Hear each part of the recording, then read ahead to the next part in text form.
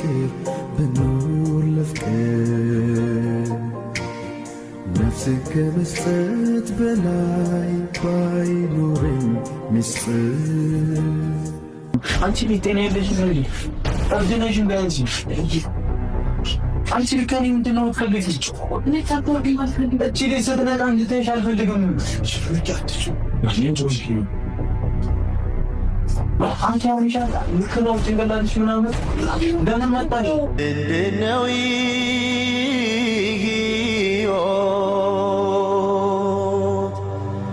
ምን ስያሜ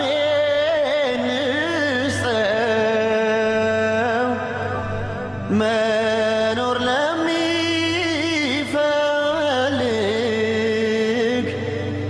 ሞት መልስ ከሆነ ሞት መልስ ከሆነ